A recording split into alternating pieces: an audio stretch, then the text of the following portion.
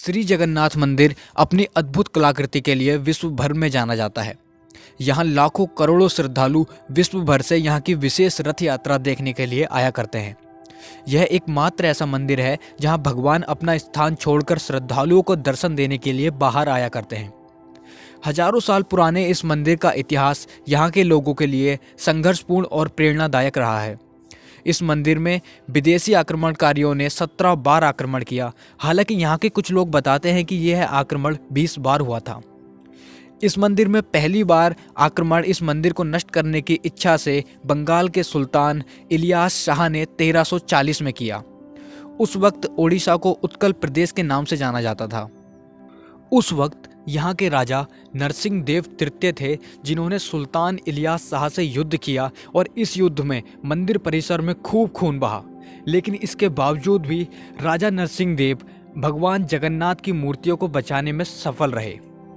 इसके बाद दूसरा हमला वर्ष 1360 में दिल्ली के सुल्तान फिरोज शाह तुगलक ने किया, जो कि जगन्नाथ मंदिर को तोड़ने की इच्छा से किया गया था।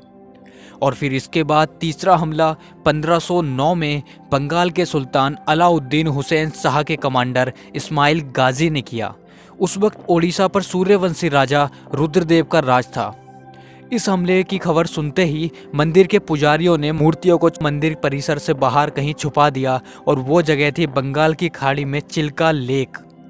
चिल्का लेक नामक द्वीप में मंदिर की मूर्तियों को छुपाया गया। प्रताप रुद्रदेव ने बंगाल के सुल्तान की सेना को हरा दिया और भागने पर मजबूर कर दिया। इसके बाद वर्ष 1568 में सबसे बड़ा हमला मंदिर पर किया गया। ये हमला काला पहाड़ नाम के अफगान हमलावर ने किया था, जो कि मंदिर को पूरी तरीके से ध्वस्त करना चाहता था। लेकिन इस बार भी हमले से पहले ही मूर्तियों को छुपा दिया गया। पर इस हमले के बाद मंदिर परिसर में बहुत नुकसान पहुंचा और इसके बाद ओडिशा पर इस्लामिक शासन हो गया।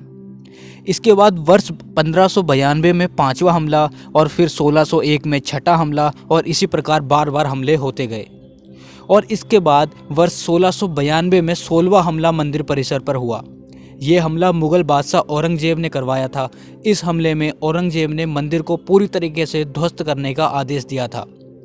उस समय ओडिशा पर नवाब इकराम खान नामक शासक का शासन हुआ करता था, जो कि मुगलों के अधीन था।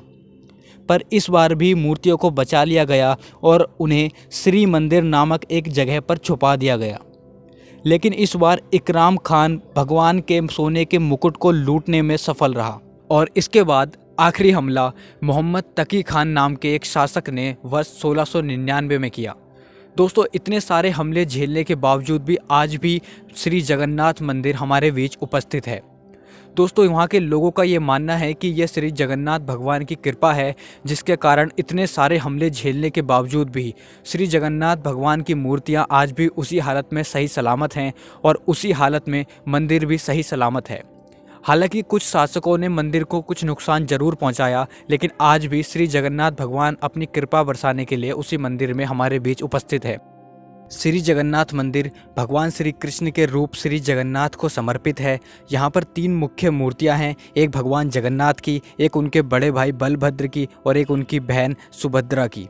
और इन तीनों ही मूर्तियों की रक्षा के लिए समय समय पर युद्ध हुए हैं। इन सभी हमलों के कारण भगवान जगन्नाथ को 144 वर्षों तक मंदिर से दूर रहना पड़ा था और इसी कारण वहाँ के नियम इतने सख्त हैं।